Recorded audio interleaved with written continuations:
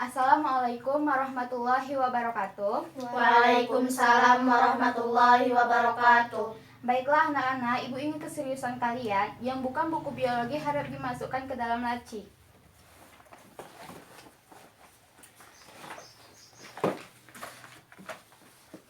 Baiklah, sebelum kita memulai pelajaran, ada baiknya kita berdoa terlebih dahulu yang akan dipimpin oleh Sipa. Berdoa dimulai.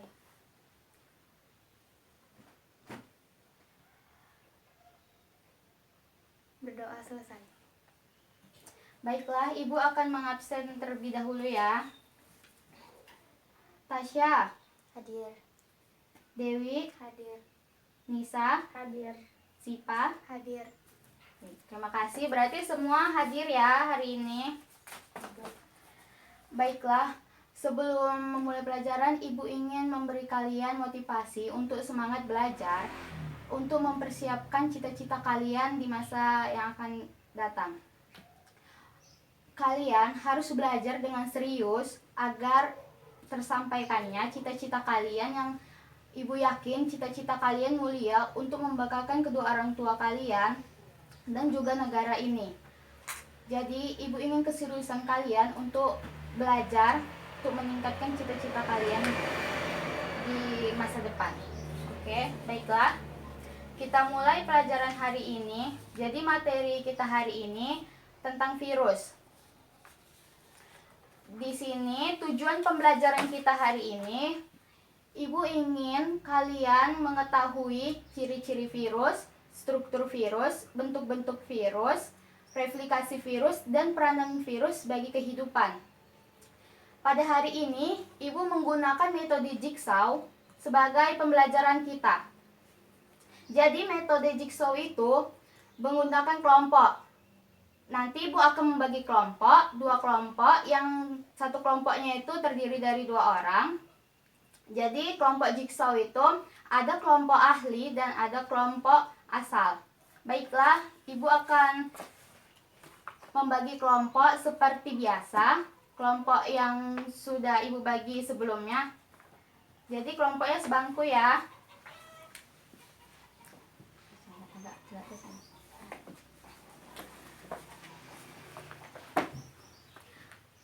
Nah, jadi kelompok ini merupakan kelompok asal.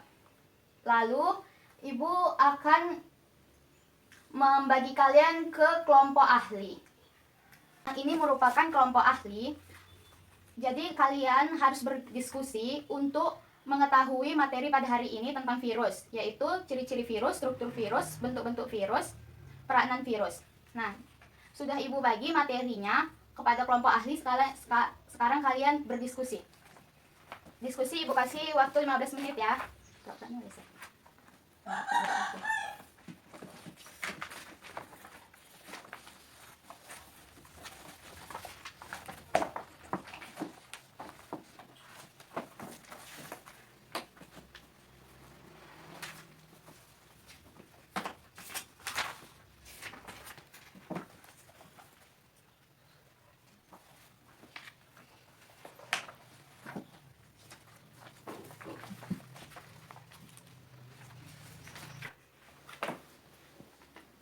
Nisa, apa ada kendala dengan diskusinya?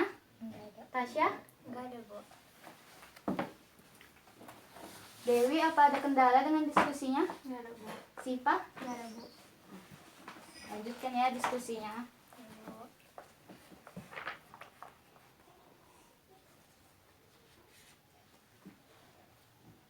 Baiklah anak-anak, kalian sudah berada di kelompok asal. Kalian harus mendiskusikan kepada teman kalian apa yang kalian dapat dari kelompok ahli tadi. Diskusi dimulai dari sekarang. Diskusi.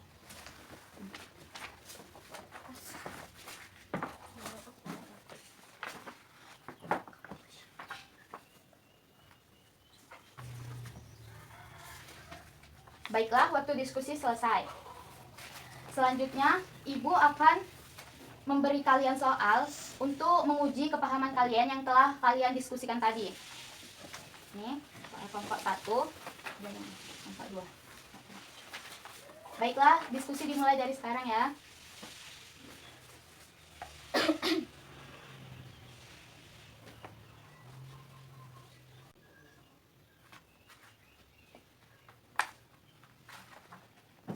Baiklah, waktu diskusi selesai. Selanjutnya kalian akan mempresentasikan hasil diskusi kalian. Karena kalian akan mempresentasikan hasil diskusi kalian. Dimulai dari kelompok 1. Baiklah, kami kelompok 1 ingin menjelaskan hasil diskusi kami. Sebutkan ciri-ciri virus. Ciri-ciri virus hanya memiliki satu jenis asam nukleat yang diselubungi oleh kapsid atau selubung protein. Asam nukleat ini yaitu DNA atau RNA. Yang kedua, ukurannya sangat kecil, yaitu antara 25 sampai dengan 300 nanometer. Untuk 1 nanometer sama dengan 10 sampai dengan 9 meter. Untuk yang ketiga, tubuh virus tidak berbentuk sel, sehingga virus tidak memiliki inti sel, membran plasma, dan sitoplasma. Yang kedua, sebutkan bentuk-bentuk virus. Bentuk-bentuk virus ada 2. 1.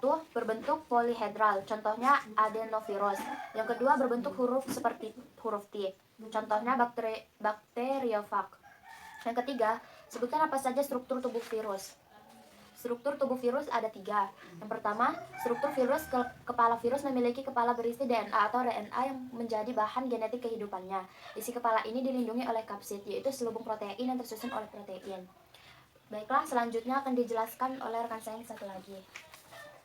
Yang kedua, isi tubuh virus atau biasa disebut virion adalah bahan genetik yang berupa salah satu tipe asam nukleat atau DNA atau RNA. Yang ketiga, ekor merupakan bagian dalam struktur tubuh virus yang berfungsi sebagai alat untuk menempelkan diri pada sel inang. 4. Sebutkan replikasi virus.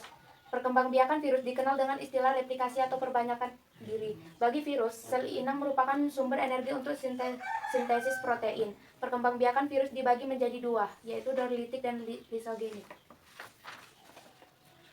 Yang kelima, sebutkan peranan virus. Pengobatan secara biologis, yaitu dengan melemahkan atau membunuh bakteri yang bersifat patogen. Yang kedua, pembuatan hormon insulin. Baik, terima kasih kepada kelompok 1. Ayo tepuk tangan semua kepada kelompok 1. Wah, ada yang ingin ditambahkan dari yang tidak ada di kelompok 1? Ada, Bu.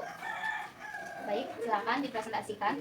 Dari soal pertama, saya menambahkan ciri-ciri virus ada tiga tambahan. Yang pertama, virus hanya dapat hidup dan berkembang biak pada sel hidup atau dikenal juga sebagai parasit interseluler obligat.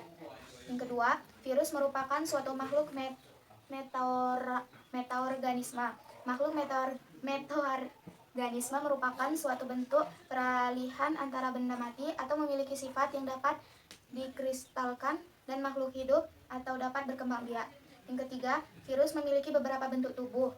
Bentuk tubuh virus yaitu bulat, batang, bentuk T, dan silindris.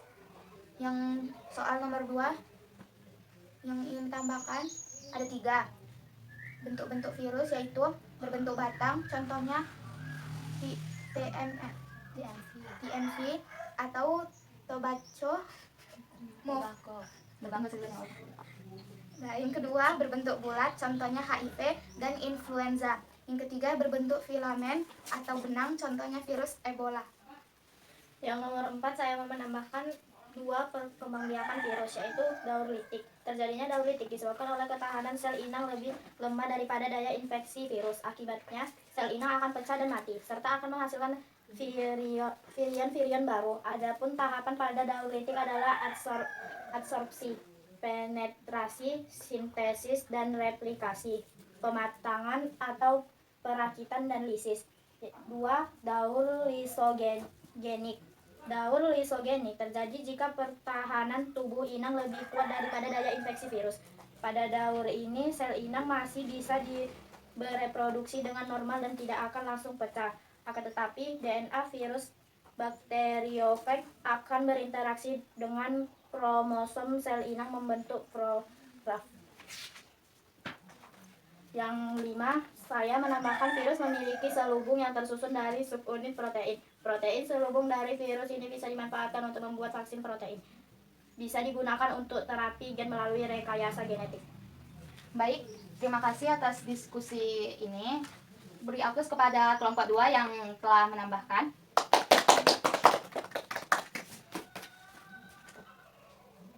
Berakhirlah diskusi kita pada hari ini. Adakah yang bisa membantu Ibu menambahkan kesimpulan? Ya, Bu. Nah, apa itu, Tasya? Jadi kesimpulan materi kita hari ini, virus adalah mikroorganisme parasit yang membutuhkan inang untuk bertahan hidup. Benar ya, Tasya? Apa yang dibilang Tasya itu benar. Jadi, virus itu merupakan mikroorganisme parasit yang membutuhkan inang untuk dia dapat bertahan hidup dan bereplikasi. Jadi Ibu di sini akan menunjukkan sebuah gambar bentuk-bentuk dari virus.